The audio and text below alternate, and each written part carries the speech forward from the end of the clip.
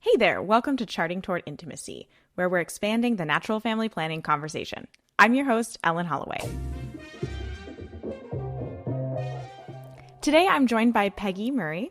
Peggy is a wife and mother. She and her husband teach the Symptothermal Method, and they work with many engaged and married couples, talking with them about natural family planning, theology, the body, and more. Peggy is joining us to give us some tips and advice on talking to our daughters and sons about natural family planning. So let's get started. All right. Well, welcome, Peggy. Welcome to the podcast. I'm really excited to have you on today and talking about our topic. So Thank you, Ellen. let's just jump in. Talking to our daughters about NFP. Now, I have zero knowledge in this subject because my daughter is all of 11 months old. But, just from the get-go, when do you think parents should begin talking to their daughters about NFP? That is a great question. And I'm so glad you're doing this podcast on talking to your daughters about NFP. Parents as primary educators are the best people to talk to their children about natural family planning. So thank you for including this in a parental way. I think a lot of parents struggle with this issue, and when is key. Yes, absolutely. So if you are already speaking to your children about their bodies and the gift of their body, then this becomes a topic that's very fluid and already something that you can incorporate into later discussions about the beauty of how their body works, especially young women. Oh, absolutely. So if it's done from an early age, even just when they start asking questions about why parts of their body are there, why certain parts of their body do certain things, and to be able to keep it in a pure level so that you're always answering questions that they've only asked. And you keep the topic present for them. To go into any more depth than they're not asking for can sometimes be a danger. So always keep it relevant to the child. And Absolutely. Then when they reach a certain age, maybe the prepubescence or even puberty, introducing them to materials that continue to support them in their gradual changes so that they're aware of what's going to happen. And mom and dad have already talked about this. More mom maybe than dad, just because of they're feeling comfortable with Yeah. And dad not so comfortable maybe. Yeah, I can get that. Yeah. Well, I love that idea of just it being this seamless flow of explaining our bodies, how our bodies work from the get-go, from when they start asking questions, to just flowing perfectly into that prepubescence or puberty age, and it not feeling like this shock of, okay, let's sit down and have the talk. Right. It's like, okay, well, every time that you've asked questions about these things, we've talked about them and we've answered them in language that's appropriate to whatever age they are when they're asking those questions. And it becomes a very natural conversation. Right. Exactly. And I think that's what children long for, the truth, so that you can reveal it to them, as well as the necessary information that's age appropriate at the age that they are. Absolutely. Anything more is too much for them, and they will be your guide. So allow them to lead you. Children are always the best guides, and sometimes parents overanalyze, overthink,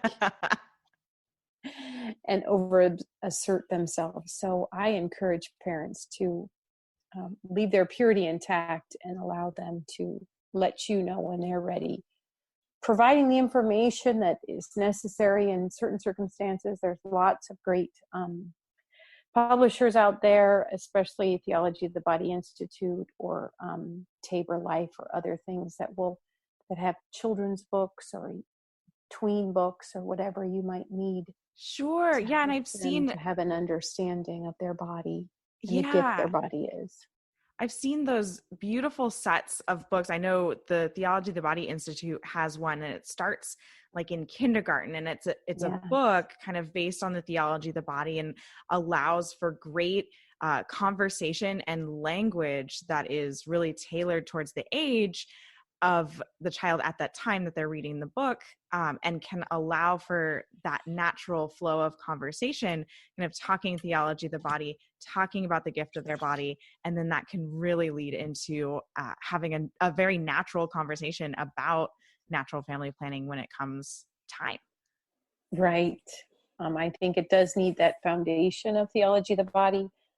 I had a young woman tell me that, NFP without TOB is just Catholic birth control. And so I use that in a lot of information that I provide for engaged couples or married couples or even teenage girls, that this really is a deeper understanding of what your body, the beauty of how it's created, and also the appreciation that God wrought in our hearts to be able to share that with our future spouse, or to understand it in a deeper way. Yeah, that's a great explanation. I like it because, I think a lot of times the idea of NFP being Catholic birth control comes up, and it's like, no, it's not. It's really not. But yes, coupling natural family planning with TOB as well as additional teachings of the church is what takes it away from this birth control mentality and this it's just a way to space children. Well, no, it's not. It's actually a way to learn about your body. It's a way to build communication in your marriage, and it's a way to do many more things than just space children. Right. Awesome. So from a personal level, we were kind of talking all in hypotheticals of, well, basically prepubescent or puberty age. What exactly does that mean? When did you and your husband start talking to your daughters about NFP? Well, kind of the same way that I was just outlining for you. For her, we didn't have some of the great books by Ashmore and the TOB Institute, etc., that we're now able to provide for my 7-year-old daughter. Sure. With my 27-year-old daughter, those weren't necessarily available, but we did have certain things that we were able to provide when she was a tween, and also other curriculum that we established once she became a teenager, always keeping the conversation open and available. So it was always present there and a part of it. And then we have had other opportunities to have her exposed to theology of the body classes, as well as youth groups, other things. So it's almost a progression that builds on itself. And then once I was trained in the method, then I made sure that they were the first young ladies that learned the method. Sure. So that was 8 years ago. So my daughter was able to learn from me after learning about natural family planning and learning about how our body is created and how beautifully it's made, and then establishing that for her. Fantastic. Well, so it was better that I'd already had a method to be able to teach her. Sure. But I love how on your podcast you do speak about the other methods. So for everyone to be able to feel comfortable with learning about more, it's important for her to do that. So she's learning another method now. She's preparing for marriage. All those things are only going to benefit her in the future. And I think it's wonderful. I'm thankful to God. Absolutely. And I think what you're saying is so key here is it's not just a one-time discussion when they're 13 years old or when they're No. 10. It's a door that's always open, a conversation that's consistently happening. Maybe NFP doesn't come into the conversation until a young girl reaches puberty, but that conversation about our bodies and what a gift they are, and that we should learn about how they work, and that's healthy to learn about how our bodies work, just leads seamlessly into having that conversation. And so it's almost like you can't even really pinpoint when you probably first talked to your daughter about NFP, because it was just this ongoing conversation. That's beautiful. Absolutely. And that when you had asked originally, okay, so when did you do that? There wasn't a moment where, okay, we sat down and we did this, because that would make it awkward for everyone. Right. But it was always like in the background of every conversation that we had. And we had youth group meetings here, and we had discussions here, and we had great support with Endow or mother and daughter things. So it was always there, always something that she was allowed to feel comfortable with and approach. Now, I have to say too, and to allow other parents to have a safe space, is to say that there isn't a perfect way of doing it. And I do not claim to be perfect about anything, although I try to be perfect, and that's one of my flaws. And so my poor children have had to suffer through it. But I just kept trying, and it's a prayerful thing. So Yes. I encourage moms not to beat themselves up. I can't say that I've done it perfectly, and I continue to struggle with making sure I'm doing it the way God wants. So allow yourself that freedom to accept your weaknesses, and God can work with the talents of our failures too. Our failures are talents as well. Absolutely. So. One of the things you said in there it made me think back to a memory from my childhood. You're saying, it's not just something where you sit down and you just start talking about it, because it would be pretty awkward. I remember when my mom sat me down and we talked about, hey, you're going to have a period soon, and this is going to be what it is, and this is how it's going to feel. And I cried after this conversation I had with my mom, because it was I was totally blindsided by it. And I was just like, oh my gosh, what's going on? Wow. Yeah. And I was probably about 11, maybe 12. Well, I was probably 12 or 13, but, that made me really uncomfortable, because it was very new, and it wasn't a conversation we had throughout growing up. And so I love the idea of just having that door open, answering the questions as they come about, and really trying to make it an ongoing conversation. Awesome. Right. So when would you say that a young woman should start charting, or maybe should learn a specific method? When do you think would be a good time for a young woman to do that? I don't think, again, I'm going to defer to the child, the young adult or the teenager or whomever. I mean, once they start charting, I don't think you want to start throwing a method at them. They want to feel comfortable in all these changes that are happening, right? Sure. So let them decide when they're going through these kinds of things. You want to mention, as much as you're able to communicate, and using other materials as well, to let them know the changes that their body are going through, so that they feel confident and comfortable that this is something that they can accept and adapt to. Your story just kind of reiterates that for all moms out there. And then let them know, I can help, or if you'd like to learn, or if you want more information about learning about the different days that you're going to cycle or going to have mucus or those kinds of different changes Right. that are going on in your body monthly, I can help you with that. Sure. There's this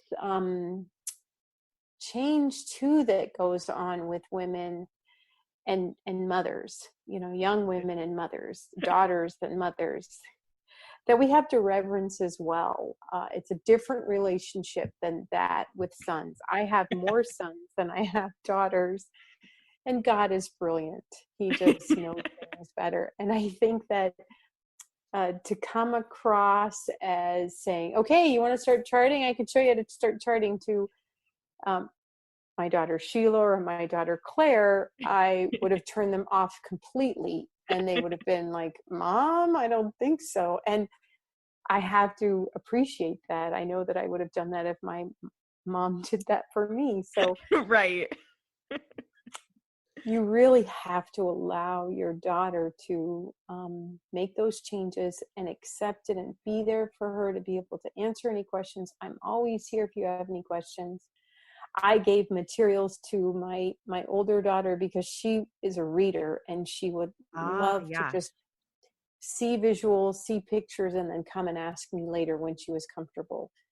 So, I do that, and then, we talk about it and try not to make her feel awkward or just, correct her, those kinds of things, so that it wasn't, a learning opportunity. So sure, it's always good just to allow them to come to you and provide the information if they want it, to give them materials or free space to talk to you, but it makes it much more conducive towards later conversations if it's not something that's forced. Absolutely. And, I think too, I heard a great idea of just there's different levels of quote charting, right? You could fully chart a a full method, right? If you're doing the symptothermal method, you've got your temperature and your mucus sign and sensation and whatever other parts that you're charting. But there's also a much more simplified version of just marking on a calendar when your cycle begins and, just noticing the length of it. And that is a really great place to start for a young woman, right? Because it's not necessary for them at this point to understand all of the different signs and what they all mean, because that might be way overwhelming. Right. And especially if mom comes and says, hey, I'm going to teach you all these crazy things. It's like, no, thanks, mom. Right. But that's it. Just saying, hey, mark on this calendar, and that can help in just kind of understanding like maybe how long her cycle usually is, and can kind of help her adjust and see when her period might come again and just become more comfortable with it. I know I started doing that when I was in high school, and it was literally just marking, what day my period started and ended. And that helped me so much just become more familiar with my body. And this was before I knew anything about NFP. I was just doing it because other friends were doing it. I don't exactly know why, but brilliant. I think you answered the question better than I did. That's awesome. Okay. So pivoting a little bit, what do you think about talking to boys or talking to your sons about natural family planning? Oh, absolutely. And I don't know if you're familiar with Teen Star, but yes. I was trained in Teen Star, and they do have a male component. And it's helpful, but I think, again, what's lacking in some of the Teen Star approaches, the theology of the body.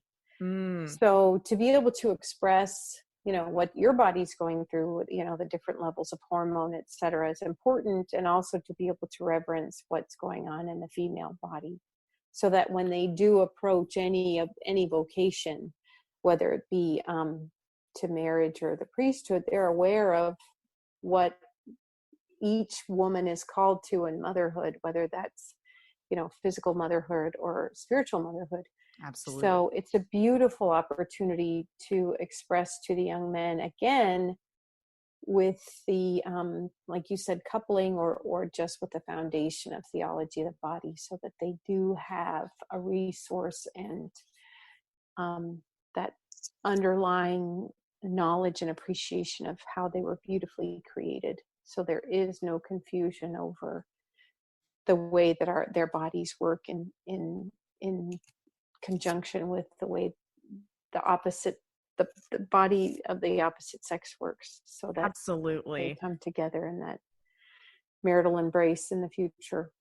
Right. And having a base in theology of the body can just help, with so many things beyond just NFP, what we're talking about, but having an understanding of the marital embrace and why marriage is created, having an understanding of intimacy and sexual relations, and also having an understanding of,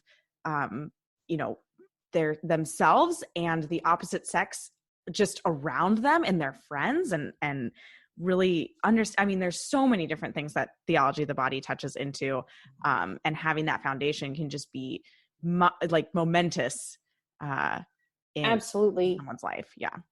And I think that with that kind of foreknowledge, it gives it an appreciation too, that unfortunately, if you're looking at any kind of secular approach, can strip away anything that would talk about the beauty of it, rather than Right.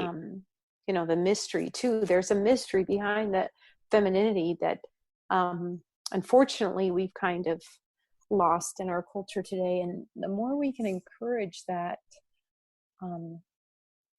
the better. the more I think so. I think so for our culture, and I think for women as well as for men. Well, and something I think we can definitely agree on is your secular school, their sex ed program, not going to cut it. Right. Absolutely. It will not cut it. Like, you need to have this conversation. Yeah. If not, that's the thing. And that parents need to definitely be their child's advocate and take a hold of what they might be exposed to in the future. You don't want that coming from a stranger or a good friend, or even a boyfriend or a girlfriend. You do want you to be the primary person, and you receive the grace from God to be able to do that. Do not discredit your ability to be able to share the beauty of this teaching with your child, because well, you and have that grace.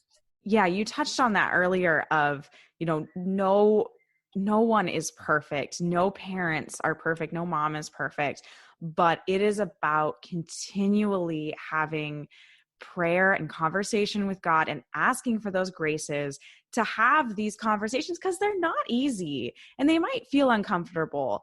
But asking for that grace, letting God come into your heart, letting Holy Spirit give you the words, makes these conversations so much easier, because it's not you, it's not what you're saying, it's what God wants you to share. Right. And feel confident in that too. Feel confident. Exactly. Yes, exactly. So what kind of suggestions do you have for young women, teens and young adults, to talk to their peers about NFP? This is a great question, and I'm so glad you're asking that. I'm sure it is a challenge, because you don't want to, as great as your first experience with your friend Yolanda? Yes. I forget, I'm sorry. You started talking about NFP in a coffee shop, I think it was, correct? Yes, and it was so random, and I have never had that. That is random, Ellen. Before. That is not going to happen. And it was amazing. That's awesome. That's a grace-filled moment. But you can't do that during a play date. Yeah. Do you use NFP? It's just not going to happen. Right. So I think, again, it has to be at the right time, just like approaching any of your children or anything else. It has to be at the right time, and asking for the grace to be able to do that.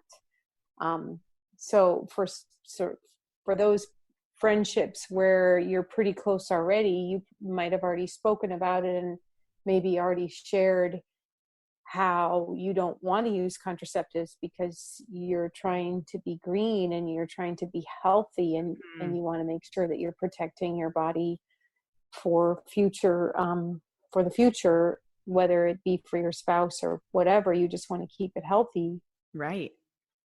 So sharing those things with good friends is a wonderful approach. And the timing, again, has to be when it's brought up and when it's discussed, rather than, next time you sit down with a friend for coffee and say, hey, let's talk about your birth control.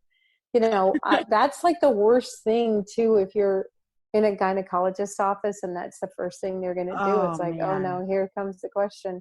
And I've had it a few times, and I finally found a wonderful doctor that understood and appreciated. Oh, that is finding a wonderful doctor is wonderful. But so, yeah. And then a friend that wants to hear your insight, right, is good too.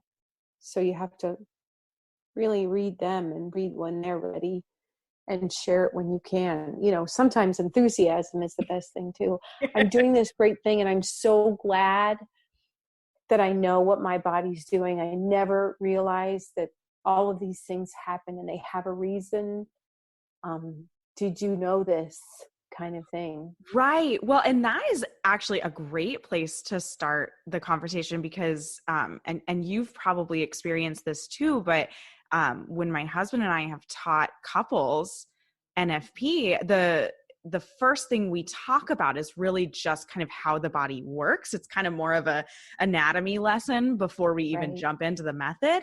And I just, the last couple that we taught, they were just like, oh my gosh, this is amazing. I had no idea this was how it all worked. This is so cool. Right. And then they were both just like so excited, and they're like, yeah, let's keep going. We want to learn more. Right. And that, I mean, that's a great, just like secular place to start too. If you're, if maybe it's a friend who's not religious but you want to share NFP with them, it's like, hey, I'm learning some amazing things about my body that I had no idea existed. Can I tell you about them? Right. Well, not I think like that's my a body, great but place like, to start. can I That's a tell you great about place to start. what you could learn? Yes. Again, you've done a great job answering the question. So I think that, as long as you're approaching it where the friendship is, Yes. and feeling confident and comfortable to be able to do that. And it's beautiful too, that sometimes, sorry, I don't mean to cut you off. You're fine. I think it's beautiful too that there are so many couples that approach you, even when you're teaching it, outside of just your circle of friends, that are amazed by, what they're learning. I had a young couple that we taught that was like, I was speaking to my friend about it and they had no idea what the white period was. So she was able to explain to them what that mucus, wow. all that kind of thing. Yes. So she was able to do that and bring it to her. So it does have this ripple effect eventually of, if we get the word out there more and more, and talk about, what we know to be true, and share it with enthusiasm, rather than this is what the church teaches and we need to follow what the church teaches. All of that is true, but it eliminates, by just that approach, it eliminates, again, the science that we have, that NFP can offer better than other methods, and the mystery and the beauty of creation that this method offers, that is stripped away with other methods. Absolutely. Yeah. Well, and I think a common theme that I feel like I've heard in this whole conversation is just leaving the door open for conversation. And I think that's key just in any time talking about NFP, in talking with your kids about it, just leaving that door open, talking with your friends about it is, you might say, hey, I'm learning this fantastic thing and it's really cool. And your friend might be like, no, I'm not interested at all. And that's fine. But you've opened the door and you can leave it open for the rest of your friendship with that person, right? For the rest of your life, really. If they ever come back to you and are like, wait, what was that thing you were talking about? I'm kind of interested. Right. And then there's so many opportunities with social media, et cetera, where you could just put it out there too. And if people wanted to ask questions, they could do that without it being a face-to-face kind of, okay, we just killed it and the conversation's done by saying those kinds of things, Yeah. Well, and anybody can approach you. Yeah. I'm thinking on Instagram, I might do this on my stories, but on your stories, you can just put an ask me anything. And like, how fun would it be to just, hey, have you heard about NFP? Ask me whatever you want. I'm happy to answer questions. Like, beautiful. Yes. That'd be beautiful. That'd be such a cool thing to do. Right. And then people feel comfortable enough to come to you. And there's great things out there that, they have now that they didn't have before. Mother-daughter sessions where mother-daughters come together for a tea and the young ladies learn about, NFP with a group of other young ladies, and the mothers get together and are able to support each other and really to talk about the dangers that are out there, as well as the opportunities for more understanding and books and materials so that you can strengthen each other through it. So there's great programs out there, and I encourage people to try and find what'll work best for them. Absolutely. Yeah, that's fantastic advice. Well, Peggy, this has been so much fun. I feel like I learned so much. I'm excited for my daughter to grow up and just to have this ongoing theology, the body conversation with her, and look into some of those other resources you mentioned. And I will put links to some of those resources that Peggy mentioned in the show notes. So please go look there if you're interested in some of these books and things for children and young adults. But Peggy, thank you so much for coming on. You're welcome. Thank you, Ellen, for doing this. I think it's awesome. Thanks for listening. I hope you enjoyed this episode with Peggy. Be sure to check out the show notes where I linked out a lot of those resources that we were talking about. And if you haven't already, go and find us on Instagram at Charting Toward Intimacy. We love hearing from our listeners and can't wait to hear from you. Next episode in 2 weeks is going to be very exciting. We are bringing back Yolanda, who was in one of our first episodes and who we also mentioned earlier in this episode. And Yolanda and I have a great conversation and share some awesome tips about talking to your doctor about natural family planning. So be sure to check out that episode, and we'll see you next time.